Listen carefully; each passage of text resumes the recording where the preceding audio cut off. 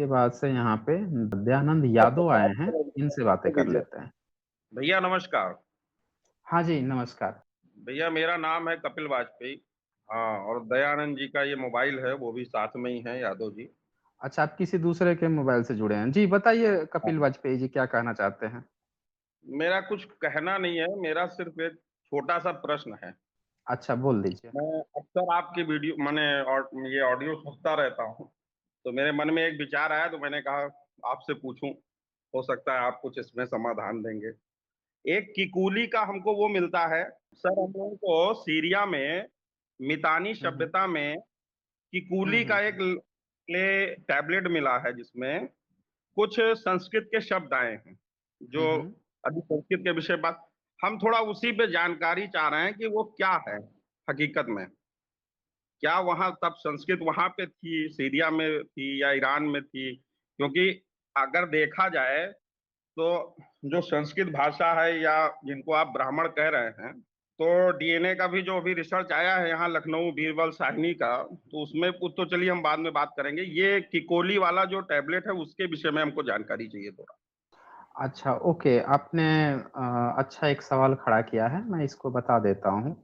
वहाँ पे जो मिटानी है, जो सीरिया है, वहाँ पे कोई संस्कृत का शब्द नहीं मिला है। अच्छा। ये दरअसल लोगों में गलतफ़हमी है, भारत में जो ब्राह्मणिकल सिस्टम है, उसकी सबसे बड़ी गलतफ़हमी क्या होती है कि दुनिया में हम्म, कहीं भी कुछ मिल रहा हो, अरमुद जी। से फल टपके, ताड़ से ताड़ी टपके, समझ रहे हैं ना? हम्म, केला से केला टपके, जी। कहेगा सब हमारा ही है। जी कहीं से कुछ टपकेगा, कहेगा कि हमारा ही है। जी जी मिटानी सीरिया की सभ्यता थी और ईसा जी से 1350 ईस्वी पहले की बात है। इवन वहाँ पे ईसा से 1800 साल पहले का भी लिखित प्रमाण मिल गया है। जी वो जो जी। लोकेशन था सीरिया का, मेसोपोटामिया, ईरान, इराक, ये मेसोपोटामिया हम्म, सभ्यता के थे, तो वहाँ पे भारत से सिंधु घाटी जो सभ्यता थी, वहाँ से इन जी। लोगों का व्यापार वगैरह चलता था। व्यापार वो तो करते थे, जानकारी है। समुद्र से जाते हाँ। और वहाँ पे इंस्क्रिप्शन भी मिल गया, मेलुहा कहते थे वो लोग, हाँ, मेलुहा। मेलवा शब्द आया है। हाँ, अब इसको। क्या हुआ ना कि वहाँ का तो इंस्क्रिप्शन पढ़ लिया गया, लेकिन भारत में सिंधु घाटी सभ्यता का अभी तक नहीं पढ़ सके हम लोग। नहीं, वो तो अभी नहीं पढ़ा गया। तो अब नहीं, ज़रा वहां सोचिए, आप अपनी बात रख लीजिए पूरी, तभी बताऊँगा मैं। मेरा जी। कुछ बात नहीं रखनी है। मैंने उस टैबलेट पे कुछ वर्ड आए हैं, मतलब संख्या एका द्वितीयो कुछ ऐसा मैं पढ़ रहा था, कई जगह मैंने पढ़ा उसके बारे में। तो वो शब्द एक्चुअली संस्कृत के हैं या वो मतलब कुछ अलग चीज है? क्यों इंडो आर्यन लैंग्वेज उसको बोल रहे हैं लोग कि बर्लिन में जो है वो उसको इंडो आर्यन वर्ड्स हैं वो। अब इंडो आर्यन का मतलब तो ये भी हो गया कि ईरान का भी हो सकता है, सॉरी आर्यन बोले, ईरानियन, इंडो ईरानियन। तो क्या कुछ ईरान में ऐसी लैंग्वेज चलती थी क्या संस्कृत से मिलती जुलती? नहीं, ये लोगों की सबसे बड़ी गलतफ़हमी है दरअसल, यही मैं आपको बताना चाह रहा था कि हम्म। हमें ना थोड़ा-सा समझना पड़ेगा कि कैसे क्या जी चीज़ें होती हैं। वहाँ जी। पे सभ्यता थी, मिटानी की जो सभ्यता थी, वहाँ की जो भाषा है, इंस्क्रिप्शन जो मिला है, वो मिटानी जी। की अपनी वहाँ की सभ्यता थी, वहाँ की अपनी भाषा, वहाँ की अपनी लिखावट है, संस्कृत का उससे कुछ लेना-देना नहीं है, कुछ भी लेना-देना हम्म। नहीं। हाँ, हीती लैंग्वेज लेकिन है वो। हाँ, कुछ भी लेना-देना नहीं है, वो अपनी भाषा की बात कर रहे हैं, अपनी लिखावट की बात कर रहे हैं। इन लोगों ने जब भारत में एक फर्जी वैदिक काल स्थापित किया, तो अब इनके पास सबूत तो कुछ था नहीं, कुछ भी सबूत नहीं था इनके पास, कि हम्म कैसे सबूत दें, क्योंकि सबूत के लिए आर्कियोलॉजिकल एविडेंस होना चाहिए। तो इन्होंने एक हम्म कहानी गढ़ दी कि सीरिया हम्म में कुछ नाम मिल रहे हैं, जो संस्कृत से मिल-जुल रहे हैं। तो भई हम्म मिल-जुल रहे हैं, तो वही चीज़ तो फिर इजिप्ट से भी मिल रही थी। क्योंकि हम्म माइग्रेट करके वहां से वो पूरा एक खाका है कि कौन लोग हम्म मेसोपोटामिया से सीरिया में गए, सीरिया से इजिप्ट गए, इजिप्ट से इराक गए। ये पूरा एक खाका था, सब जगह का सबूत मिला, भारत का सबूत नहीं मिला। जी जी। तो सबूत नहीं मिला तो इन्होंने खुद से ही कहानी गढ़ ली कि भैया वो संस्कृत का शब्द है। मैं ये कहता हूँ कि वो जो शब्द है उसको जब आप पाली प्राकृत से मैच कराएंगे तो उससे भी मैच करेगा। आप जो हम्म। है जैसे हिंदी का मैच करता है पाली प्राकृत से और संस्कृत से मैच करता है ना, दोनों तीनों से मैच करता है। इसलिए मैच हम्म। करता है क्योंकि उस पर प्रभाव इन दोनों तीनों लैंग्वेज का है, इसीलिए मैच करता है। अब चूंकि नहीं, वो तो यहाँ पढ़। पे हाँ, यहाँ पे चूंकि अंग्रेज भी आए, फिर हम्म पुर्तगाली भी आए, फिर यहाँ पे मुस्लिम भी आए, तो उनके भी कुछ-कुछ शब्द उसमें जुड़ गए, प्रभाव सबका पड़ा।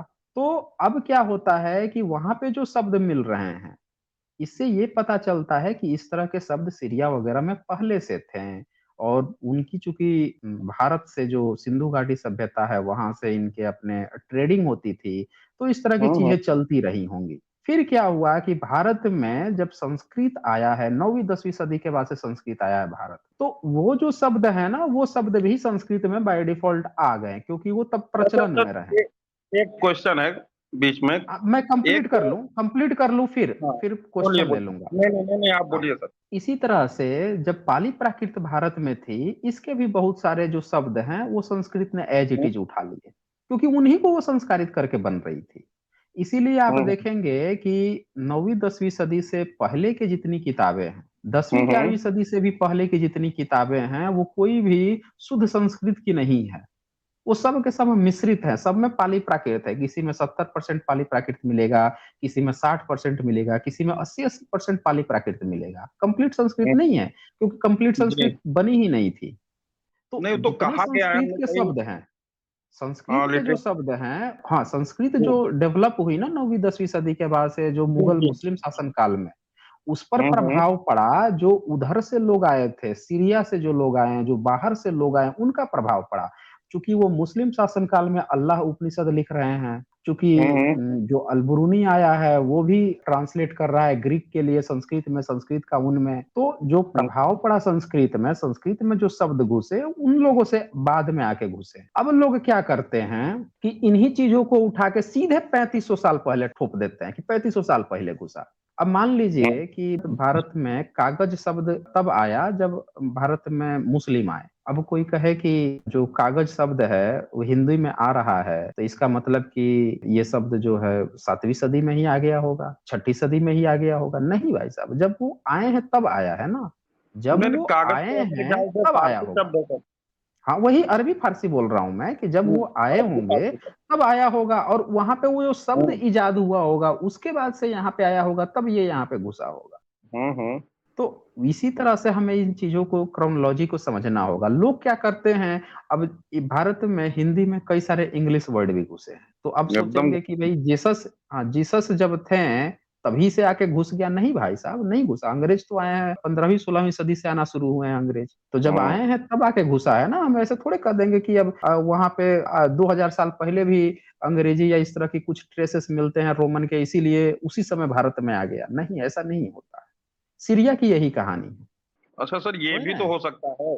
मेरा एक हाँ, प्रश्न है। बोलिए बोलिए। जिनको हम लोग नॉर्थ इंडियन कहते हैं एंसेस्टर, ए क्या है, ANI, नॉर्थ इंडियन एंसेस्टर जिन्हें कहा जाता है, तो ये भी तो हो सकता है कि अफगानिस्तान पाकिस्तान का जो रीजन है या ईरान का है, क्योंकि वहां भी अग्नि पूजन थे। यहाँ भी मतलब वैदिक काल में भी हम देखते हैं कुंड और यज्ञ ही था।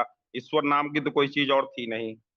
जो आजकल हम लोग कर रहे हैं मंदिर या इन चीजों पे जा रहे हैं, ऐसा कुछ था नहीं। वहां तो सिर्फ यज्ञ का ही होता है, और तो कुछ मिलता नहीं। तो ये भी तो हो सकता है कि वो पूरा रीजन ही रहा हो, वहीं संस्कृत डेवलप हुई हो, उसी एरिया में सब कुछ हुआ, उसके बाद भारत में आया हो। तो वहां पे सबूत मिलने चाहिए ना, वो तो पूरा बुद्धिस्ट इलाके हैं। ईरान पूरा बुद्धिस्ट इलाका था, 7वीं सदी तक वो बुद्धिस्ट जगह था। अफगानिस्तान पूरा बुद्धिस्ट हम्म। जगह था। वहां हाँ, से वो तो जितनी सही बात। मूर्तियां मिल रही हैं बुद्ध की मिल रही हैं, वो पूरा जगह ही बुद्धिस्टों का था। आप जिसको वैदिक ठहराने की कोशिश कर रहे हैं, नहीं उसका नहीं, कभी ठहरा वैदिक नहीं का रहा सबूत है नहीं मिला, उसको। बुद्धिस्टों का मिल रहा है। नहीं नहीं, अब तो सर हमें देखिए डीएनए का नहीं, अभी लखनऊ में आ डीएनए गया से है। डीएनए से ये साबित होता है कि आप बाहर से आए हैं। ये नहीं साबित होता है कि आपका वैदिक से काल यहाँ पे था, आपका संस्कृत था। ये नहीं साबित होता है, सिर्फ ये साबित होता है कि आप बाहर से आए। भाई, नहीं मिनांडर सर। जो है ग्रीक था, मिनांडर हाँ ग्रीक हाँ, था। अब भारत ये में बात। आया, ईसा हाँ। से 200 साल पहले भारत में आया, तो आके बुद्धिस्ट बन गया। हेलोडोरियस जो है वो भी बुद्धिस्ट परंपरा से प्रभावित था। वो भी आके यहाँ इंस्क्रिप्शन, बकायदे मध्य प्रदेश में इंस्क्रिप्शन लिखवा के गया, हेलोडोरियस इंस्क्रिप्शन। अब बुद्ध की बात कर रहा है वो। तो भारत में जितने विदेशी आते थे सब बुद्धिस्ट बन जाते थे, अब बुद्धिस्ट बन के रहते थे। तभी तो बुद्धिस्ट जो है पूरे दुनिया में, मंगोलिया से लेकर चीन से लेकर जापान, हर जगह गए। ब्राह्मण धर्म क्यों नहीं गया वहां पे, बुद्धिस्ट ही क्यों गए?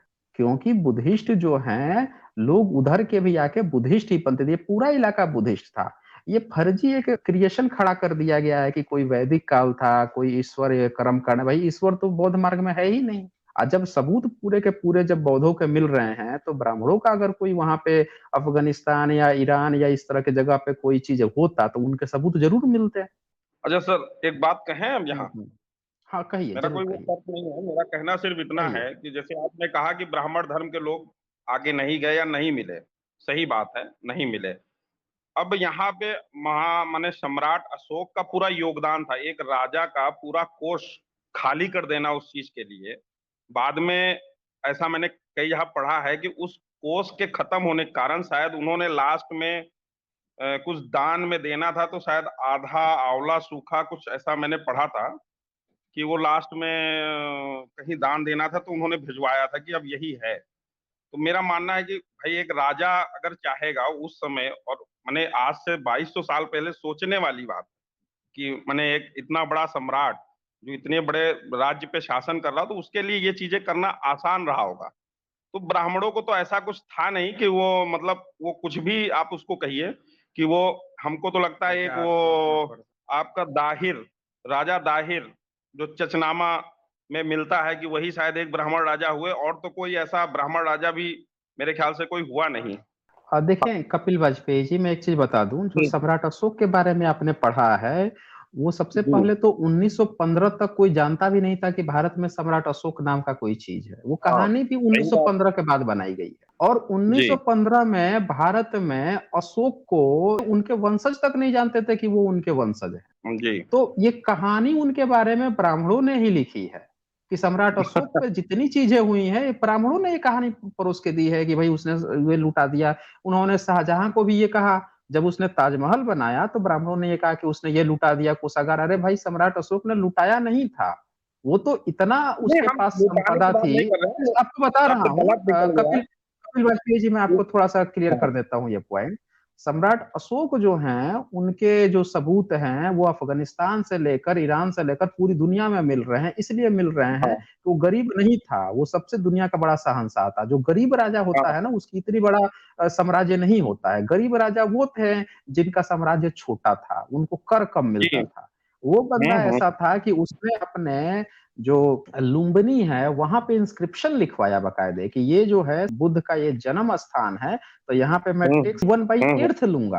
आधा हम्म। टैक्स माफ कर दिया वहां का, वहां के लोगों का, इसलिए क्योंकि वहां के लोग जो हैं बुद्ध के जन्म स्थान, उनके पैतृक जगह के लोग थे। आधा टैक्स माफ जी। कर दिया उनका। तो हम्म। उसको टैक्स की कमी नहीं थी, पूरे भारत से लेकर ईरान तक टैक्स वसूल रहा था। ये नहीं, फर्जी वो सब कहानी तो कहीं नहीं 1915 के बाद रहा। से उनका चरित्र हरण करने के लिए ये सब लिखी गई है। नहीं नहीं, मैं अब ये दूसरी नहीं कह रहा बात, हूँ कि वो अब मैं दूसरी बात उसमें बताता हूँ पंडित जी। आपको। अब मैं जी दूसरी जी। बात बताता हूँ, जो ब्राह्मणों की हम्म बात है कि भाई ब्राह्मणों हम्म के पास कुछ नहीं था तो कहाँ से सबूत देखें। हम्म मेसोपोटामिया से लेके, सीरिया से लेके, तुर्की से लेके, इजिप्ट से लेके पूरी दुनिया के सबूत मिल गए। हम्म। आदिवासियों तक के सबूत मिल जाते हैं, ट्राइबल्स के, जो तीर धनुष भाले के अलावा और कुछ नहीं जानते हैं, उनके तक के जी। सबूत मिल जाते हैं। सिर्फ हम्म। ब्राह्मण का ही या ब्राह्मण धर्म का सबूत नहीं मिलता है। कारण यह है कि वो झूठ बोल रहा है। सिर्फ कारण इतना है कि वो झूठ बोल रहा है, असली चीज वो बताना नहीं चाहता है कि भारत में आके वो बुद्धिस्ट बना था, बुद्धिस्ट बन के रह रहा था। फिर जब बुद्धिज्म का खेल खत्म किया या खत्म हुआ, उसके बाद से जो है ब्राह्मण धर्म क्रिएट कर लिया, मुगलों से साठ गांठ करके। और जिस तरह से मुगलों ने, जहां से जो मंगोल आए थे मंगोलिया से। हम्म मंगोलिया एक बुद्धिस्ट देश था। तो बुद्धिस्ट हम्म। देश था, तो बुद्धिस्ट में जब मुस्लिम की संख्या बढ़ी तो उसको दो पार्ट कर दिया गया, एक उज्बेकिस्तान बन गया वहां पे। आधा मुस्लिम ने फाड़ के ले लिया, बाकी जो बचा वहां बुद्धिस्ट थे।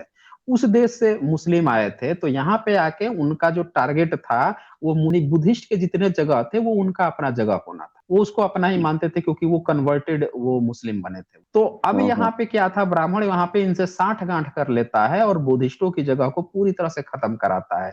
उनकी चाटुकारिता में अल्लाह उपनिषद लिख रहा है, नई नई काल्पनिक कहानी लिख रहा है। पूरे बौद्ध मार्ग का ही ब्राह्मणीकरण कर दिया उसने, पूरा बौद्ध मार्ग को उठा के खत्म कर दिया। कहा कि हम खत्म करते हैं भाई साहब, जैसे आपने वहां पे खत्म किया, मुस्लिम बने, हम पूरा खत्म करते हैं। उसने विनायक को उठा के गणेश बना दिया, उसने बुद्ध को उठा के, बोधिसत्व को उठा के ब्रह्मा विष्णु महेश बना दिया। फर्जी फर्जी पुराण लिखने शुरू किए। बौद्धों की जातक कथाओं को उठा के रामायण महाभारत लिख किया, ब्राह्मणीकरण किया।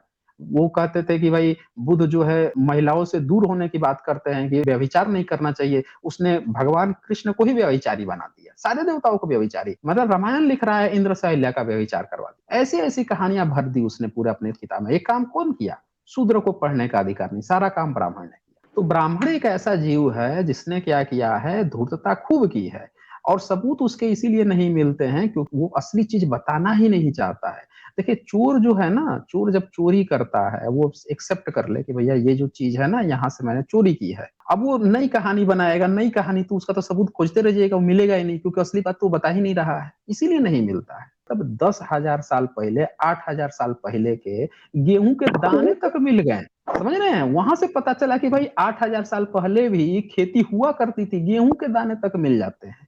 अब ब्राह्मण धर्म की जितनी कपोल खाता है कि हमारे यहाँ गुरुकुल होते थे, ऋषि मुनि होते थे, ये होता था, वो कुछ नहीं मिला, कुछ A to Z कुछ नहीं। जो मिला बौद्धों का मिला, जैनों का मिला, ब्राह्मण धर्म का नहीं मिला। वो झूठ बोल रहा है क्योंकि वो एक्सेप्ट नहीं करना चाहता कि वो पहले बौद्ध था या जैन बन के रह रहा था, वो सर एक्सेप्ट एक नहीं बात, करना चाहता। एक जी मिनट सर, बोलिए ये बोलिए। जो यज्ञ वेदियां मिल रही हैं मतलब राखी गढ़ी में, इधर गुजरात में एक साइट है उसका मैं नाम अभी भूल रहा हूँ, ये क्या है जो यज्ञ वेदियां मिल रही हैं? और आज मैंने एक रिपोर्ट पढ़ी है, जनरल आर्कोलॉजिस्ट मैंने यही बीरबल साहनी लखनऊ की मैंने पूरा रिपोर्ट है वो, कि मैंने घग्घर करके नदी थी जिसको शायद अब सरस्वती कुछ कहते हैं, कि सरस्वती नदी का वो बैंक था घग्घर। घग्घर के पास एक जगह पे 7 माने मल्टीग्रेन, माने उसमें सिर्फ जौ माने एक अनाज नहीं है, मल्टीग्रेन प्रोटीन, इसमें कई अनाज का मिक्स अप है।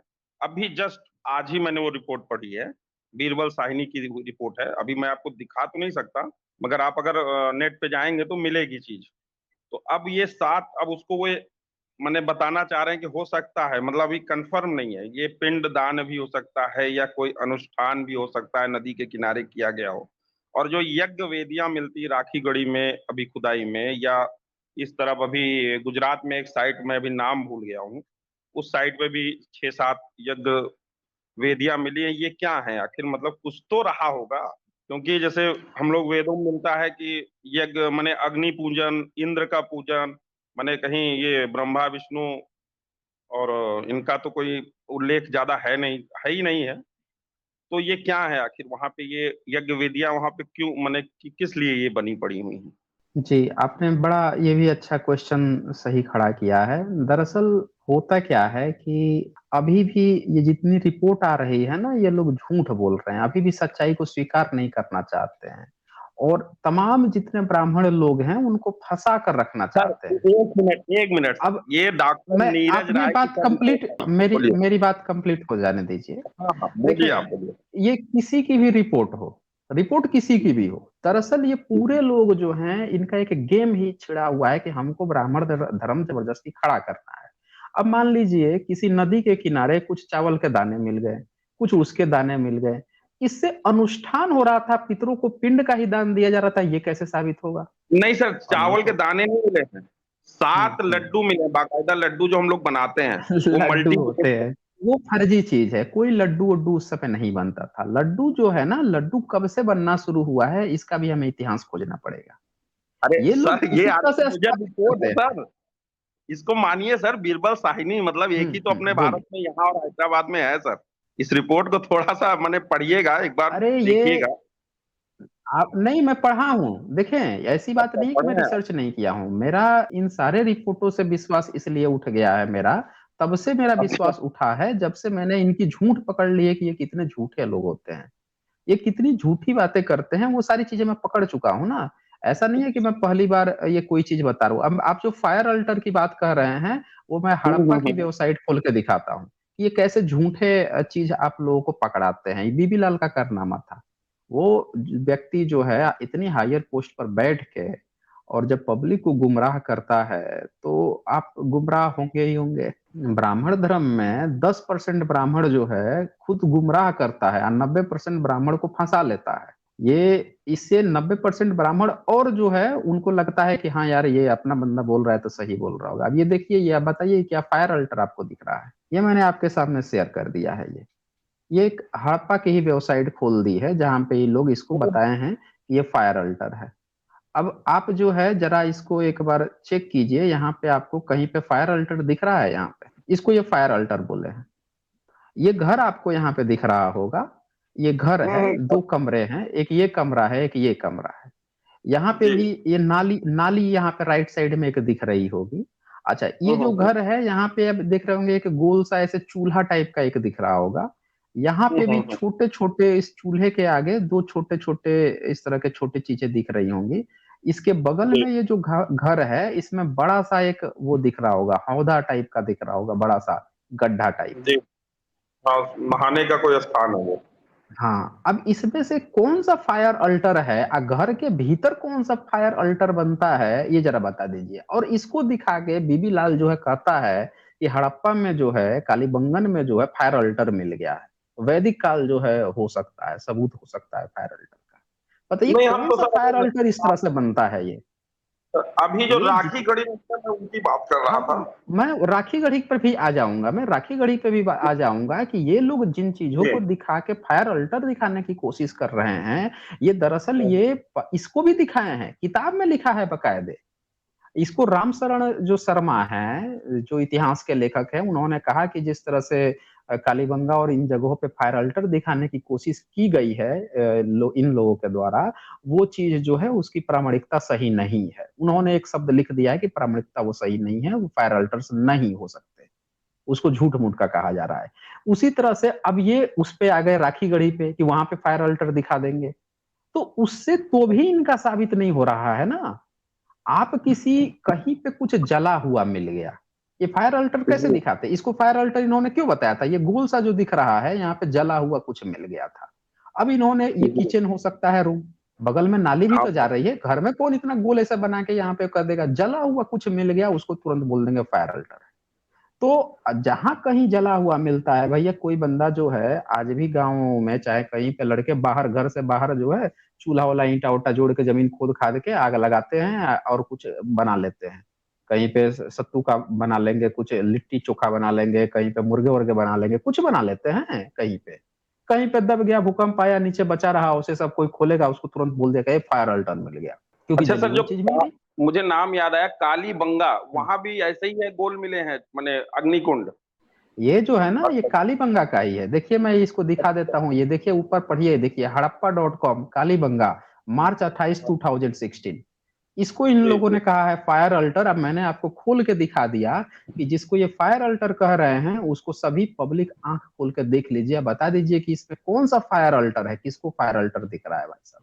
कोई भी व्यक्ति जो है इसको देख के बता दे कि भैया यहाँ पे कहाँ फायर अल्टर है। ये लोग स्थापित किए हैं ना यहाँ पे, चक्कर तो ये है।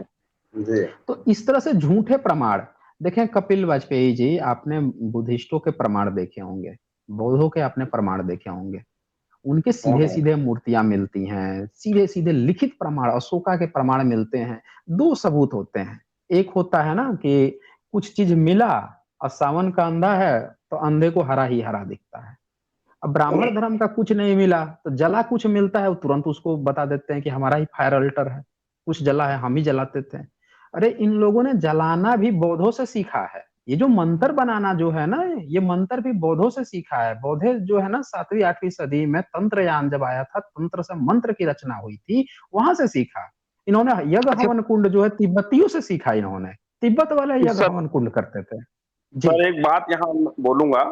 मैं जी जी अभी तो बोलिए। रिपोर्ट आनी है। मैं एक तो मैंने डिबेट सुन रहा था, मतलब हम्म। डॉक्टर नीरज राय, जो लखनऊ यही बीरबल साहिनी में है, डीएनए वाले हम्म। ग्रुप में, तो उन्हीं का हम्म। सुन रहा था। तो उनका ये कहना था कि 1200 बीसी के पहले, 1200 हम्म। बीसी के पहले, जैसे हमने और भी एक दो रिपोर्टें पढ़ी हैं जिनमें यह मिला है कि सवर्ण, पिछड़ा और दलित, जिसको आप माने शब्दों को मत लीजिएगा, मेरा खाली हम्म। वर्गीकरण में छोड़ने का बात है, कि इनमें सब में डीएनए में फर्क आना 1200 वर्ष पहले से शुरू हुआ, उसके पहले ऐसा नहीं मिलता है।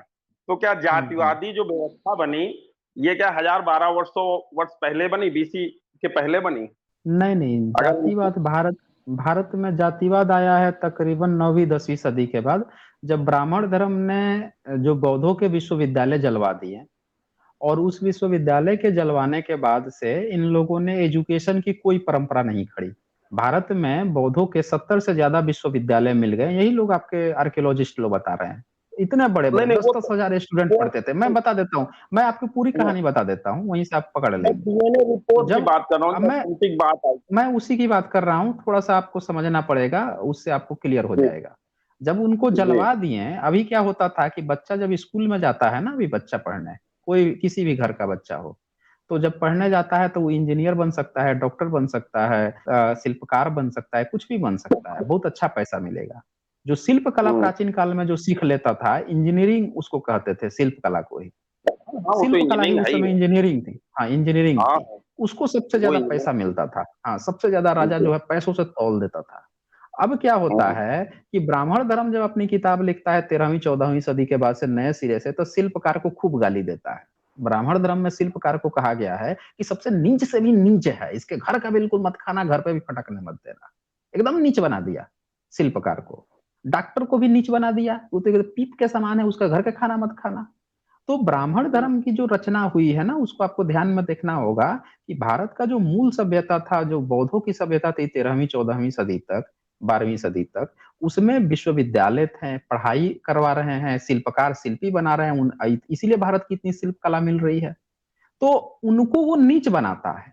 और यही लोग सबसे ज्यादा पैसा कमाने वाले लोग थे। और इनके विश्वविद्यालय जब जल जाते हैं, जहां से ये शिल्प कला सीखते थे, जहां से ये आयुर्वेद अपनी चिकित्सा सीखते थे, उनको ये नीच बोल रहा है ब्राह्मण धर्म। तो पूरा का पूरा जो है वो कम्युनिटी को ही खत्म कर देता है, वो अनीच बना देता है। और मुगलों से वो चूंकि मिल जाता है, तो वो सत्ता में घुस जाता है। ये लोग सत्ताहीन रहते हैं, इनका अपना राजा नहीं है, बौद्ध खत्म हो सर गए हैं, एजुकेशन सेंटर खत्म हो फिर गए। बस रुक जाइए, रुक जाइए, मैं बता रहा हूँ। अब हाँ क्या हाँ होता बोलिए। है कि शिल्पीकार जो है, शिल्पीकार का बेटा अब नई टेक्नोलॉजी स्कूल में जाके, कॉलेज में जाकर नहीं सीख सकता था। बढ़ई लोहार का बेटा स्कूल कॉलेज में जाकर नहीं सीख सकता था नई टेक्नोलॉजी जो बौद्धों ने इजाद की थी। जब नहीं सीख पाता है, चूंकि ब्राह्मण धर्म में अब ये नीच है, तो इसके पास दो ऑप्शन है, या तो ये मुस्लिम बन जाए, या फिर ये हम्म, ब्राह्मण धर्म का ये नीच बन के रहे। दो ही था इसमें। तो जो कि स्वाभिमानी लोग थे, वो भले ही नीच बनना स्वीकार कर लिए, मुस्लिम नहीं बन पाए, वो लोग वैसे ही नीच बने रह गए। उनको इसने नीच बना दिया। अब इनके पास कुछ बचा ही नहीं, क्योंकि धर्म भी सत्ता से चलता है ना।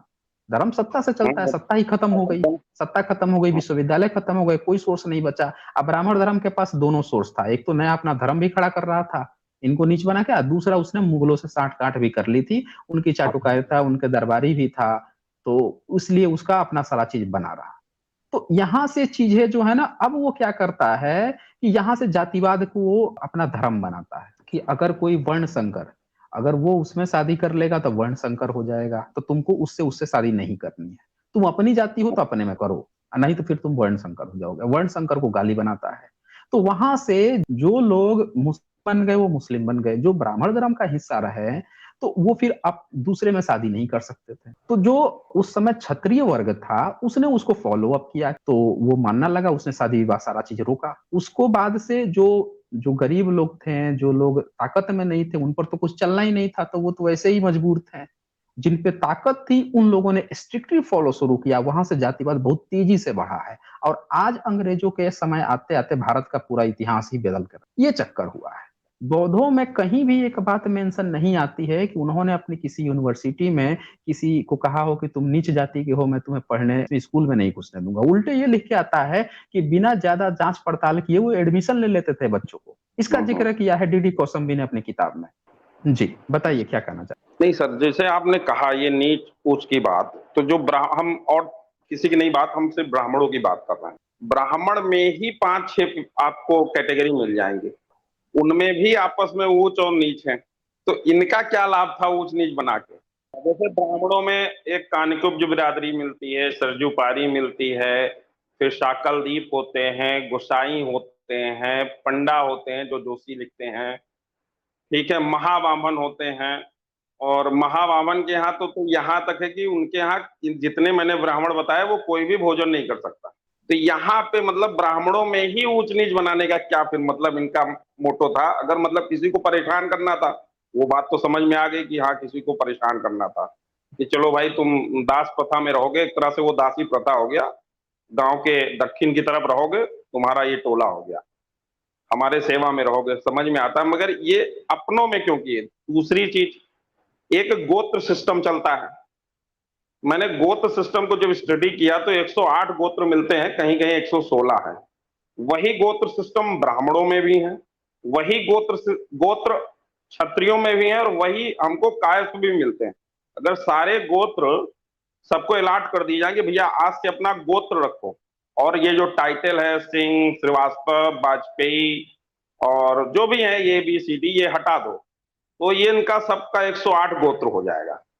108 गोत्र में ही सारे विभक्त हो जाएंगे, ये तीनों की जाति खत्म हो जाएगी। तो ये दोनों चीज का मतलब मेरी नहीं समझ में आता। हम बड़ा प्रयास करते हैं समझने का, मगर कभी आया नहीं। आप लोग, वो दलित का तो समझ में आया कि चलो ठीक है भाई, हमारे सेवक में एक हमने वो पूरा जन समूह तैयार कर रहे हैं, मगर अपनों में आपस में ही क्यों ऊंच नीच कर लिया इन लोगों। बड़ा अच्छा आपका ये भी प्रश्न है कि ब्राह्मणों में आपस में भेदभाव क्यों हुआ। देखिए, ब्राह्मण धर्म में जो ब्राह्मण धर्म की नींव जो है ना, वो फूट और भेदभाव पे खड़ी है। अगर वो भेदभाव फूट अगर खत्म होगा तो फिर ब्राह्मण धर्म वो नहीं रहेगा, फिर वो भारत की मूल संस्कृति में विलीन हो जाएगा। पूरा ब्राह्मण धर्म तभी खड़ा है जब तक वो भेदभाव करते रहेगा। एक ब्राह्मण खुद को तभी कह सकता है जब सामने वाले को शूद्र कहे, क्षत्रिय कहे, वैश्य कहे। अगर सामने वाले को क्षत्रिय, वैश्य, शूद्र कहना छोड़ देगा तो वो खुद ही ब्राह्मण नहीं रहेगा, वो खुद भी इंसान बन जाएगा। तो पूरा ब्राह्मण धर्म की नींव ही इसी पे थी। जब नींव जब तैयार की जाती है भेदभाव पे ना, तो वो आग घर में भी लगती है। तो ब्राह्मण धर्म जो है वो कभी भी संगठित नहीं था, कभी भी संगठित नहीं था। उसने कैलेंडर के लिए मारामारी की। ब्राह्मण धर्म में अपना कोई कैलेंडर नहीं था। उसने बौद्धों का कैलेंडर उठाया, शक संवत। फिर उसी शक संवत को उसने विक्रम संवत 10वीं सदी में विक्रम संवत के रूप में बना लिया, 11वीं सदी में। और उसके बाद से तब भी लेकिन प्रचलित नहीं हुआ। विक्रम संवत आया है तकरीबन 14वीं 15वीं सदी में, जबरदस्ती बनाया गया। अच्छा, इन्होंने मारामारी की, इसीलिए वो कैलेंडर सामने आया। उसमें क्या अंतर है, ये कहेगा कि पहले शुक्ल पक्ष रहेगा, वो कहेगा नहीं पहले कृष्ण पक्ष इसमें रहेगा, पक्ष रहेगा। बाद में 15 का अंतर रहेगा। इसीलिए ये कैलेंडर जो तो है बस तीन है ना, वो चंद्र, नक्षत्र और सूर्य, जो इन लोगों का डिवाइडेशन है। तीन तरह के कैलेंडर में भी तीन तरह के कैलेंडर हैं। हाँ, तो वो इनका नहीं है ना, ब्राह्मण धर्म का अपना कोई कैलेंडर नहीं है, वो बौद्धों का ही कैलेंडर है। उसी को आज भारत का राष्ट्रीय नेशनल कैलेंडर भी बना दिया गया है, बौद्ध शक संवत को। और उसी से उठा के ये लोग अपना पंचांग बनाते हैं, जिसे ये घूम के बताते हैं ना कि हम पंचांग से देखकर ग्रह नक्षत्र बता देते हैं, और वो कब सूर्य ग्रहण होगा, चंद्र ग्रहण होगा बता देते हैं, नासा ही देना पैसा। वो भी बौद्धों का कैलेंडर है। आपको जान के हैरानी हो, इनका अपना कोई कैलेंडर नहीं है। तो ये लोग जो है ना, इन्होंने, इनकी किताब जब आप पढ़ेंगे, आप मैंने एक वीडियो बनाया है, साइंस जर्नी पे ये वीडियो है। वो नंबर होगा 70, 68, 69। उसमें जब आप देखेंगे तो उसमें मैंने दिखाया है कि ब्राह्मणों ने अपनी किताब में लिखा कि 48 किलोमीटर बाद जो है विदेश हो जाता है ब्राह्मणों का। अशूद्रों का जो है उन्होंने लिखा 175 किलोमीटर बाद उनका विदेश होता है। यानी ब्राह्मण जो है उसने एक छोटा दायरा बना लिया कि ये दायरा जो है हमारा देश है और उसके बगल वाला विदेश है, वो विदेश का ब्राह्मण है। तो उसने जब दायरा अपना इतना छोटा छोटा बना लिया तो ये आपस में लड़ते थे, कहते थे तू मेरे एरिया में नहीं आएगा, तू अपना नियम कानून चला, मैं अपना नियम कानून चलाऊंगा। इसीलिए आप देखेंगे कि इनकी किताबों में बहुत मतभेदता मिलती है। अच्छा, ये चले गए हैं। तो उसने पुराण जो लिखा, सबने अपनी अलग अलग हाँकी है, सबने अपनी अलग अलग हाँकी है। इसीलिए हाँकी है क्योंकि वो जो है सब अपने अपने दायरे फिक्स कर लिए थे। अच्छा, ये कपिल वाजपेयी जी आ गए हैं। कट गया था सब। तो हाँ, तो कपिल वाजपेयी जी उन्होंने अपनी सारी किताबों में ना छोटे छोटे दायरे बांध लिए हैं, और उस छोटे के दायरे के कारण वो स्ट्रिक्टली फॉलो करते थे। आज भी आप मंदिरों में देखेंगे चढ़ावे के लिए मारामारी कर लेते हैं। ब्राह्मण धर्म जो है आर्थिक पर टिका हुआ है, पैसे का फायदा होना चाहिए। पैसे का नहीं फायदा होगा, आपस में लड़ मरेंगे ये। आप चले जाइए वहां पे, लोगों की लाश खड़ी रहेगी, और काशी पे बिना पैसा दिए वो हिलने नहीं देंगे, क्या करने नहीं देंगे। तो पूरा हाँ पैसे वो पर खड़ा है। इन्होंने अपनी किताब में मनुस्मृति में लिखा कि भैया अगर तुम मांस भक्षण, अगर कोई मांस जो आता है श्राद्ध में, उसको मांस खिलाना चाहिए, नहीं खाएगा तो उसको फिर अगली बार नहीं बुलाओ, या ऐसे इस तरह की भी बातें लिखी है उन्होंने। कई जगहों अब पे वो श्राद्ध में मांस वो खिलाने की तो बात सब लिखी है। गलती है, अहिंसा की बात। अश्वमेध यज्ञ में जब 600 बैल का वो देना है, वध करना है, बलि देना था। और क्षत्रिय और राजा की बीवी को घोड़े के साथ फैक्स कराना वो है, तो रात छोड़ भर दीजिए वो सुलाना सब है। बात, ठीक है, वो मैं उस पर डिबेट में नहीं बोलना चाह रहा हूँ। तो ये कह हम्म। देना कि मांसाहार जो रिपोर्ट अभी आने वाली है, अभी डॉक्टर साहब ने किया नहीं, उनका इंटरव्यू सुन रहा था कि 6 महीने बाद आएगी, तो उन्होंने तो सिद्ध भी कर दिया है कि हमने माने एविडेंस, मतलब आर्कियोलॉजिकल जो वो मिला है राखी गढ़ी में और कुछ कश्मीर में, कि 1200 BC पहले लोग सब कुछ खाते थे। तो मैं यही तो कह रहा हूँ कि विदेश से जितने लोग आए हैं वो सारे मांसाहारी लोग थे, शाकाहारी हो ही नहीं सकते हैं। मांसाहारी थे, शाकाहारी वो उसको तभी हुए। देखें, हाँ कपिल कपिल जी इस बात को समझिएगा, यहीं से जी, पकड़ में आ जाती है कहानी। हम्म, वो शाकाहारी तभी हो सकते हैं जब वो किसी दूसरे धर्म को अपना ले, तभी वो शाकाहारी बन सकते हैं। और शाकाहार का कंसेप्ट किसमें था? ये बौद्ध मार्ग था, जैन मार्ग था, यही तो दो मार्ग थे और उसमें बौद्ध मार्ग हाँ, डोमिनेंट था। उनको बौद्ध मार्ग ही रिपोर्ट डोमिनेंट मिलता था। 1500 अन्यथा बीसी के आसपास ये बना कि शाकाहारी नहीं, डेवलपमेंट शुरू हुआ। नहीं, ये ऐसा देखें, ये इसका कोई सबूत नहीं मिलता। डीएनए के आधार नहीं पर नहीं, जो बात रिपोर्ट खड़ी आ की रही है, है वो ना। तो मैंने उनका डिबेट सुन रहा था। रिपोर्ट अभी 6 महीने बोलने हम्म। लगेगी। नहीं, वो लोग उसी तरह से बोलते हैं। मैं इन सारे लोगों को ये पता है क्या करते हैं, ये लोग इनिशियल पॉइंट पे ही गड़बड़ी कर देते हैं। ये इनिशियल पॉइंट खुद से खड़ा कर लेते हैं और उसके हिसाब से आगे बढ़ाते हैं। जैसे भारत का इतिहास जितना आज तक लिखा गया है, पहले मान लिया गया कि वैदिक काल था, संस्कृत थी, ऋग्वेद था, और उसके बाद से इतिहास लिखा जा रहा है। तो जब आप पहले ही एक गलत कल्पना बना के या वहां से आप इतिहास खड़ा किए हो, तो हर जगह आप वेद वेद वेद घुसेड़ते जाओगे। अभी गीता पे क्या हुआ? आर्य समाजियों ने वेद को अपना पहला हथियार बनाया कि वेद सम्मत होने चाहिए सारे शास्त्र। तो उन्होंने गीता को जब फिल्टर किया तो 700 में से सिर्फ 70 श्लोक को कहा कि भैया ये 70 श्लोक सही है। अब बाकी जो है 630 श्लोक जो है वो मिलावटी श्लोक हैं, प्रक्षिप्त हैं। क्यों? क्योंकि वो वेद से मैच नहीं करते। तो वेद को यहां से ये समझना होगा कि वेद को जबरदस्ती ठुसेड़ा गया है।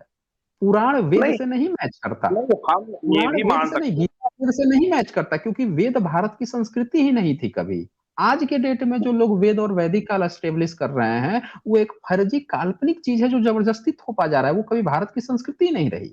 संस्कृत पढ़ने पर अगर किसी के कान में शीशा पिघला के डाल दो, तो वो लैंग्वेज जो है भारत की संस्कृति कैसे हो सकती है? ब्रह्म हैं। सूत्र नहीं में ये तो शंकराचार्य का लिखा हुआ है कि अगर कोई शूद्र जो है वेद सुन ले तो उसके कान में शीशा पिघला कर डाल दो, उसको बीच से चीर दो, उसका जीभ काट लो। ये बातें लिखी हैं।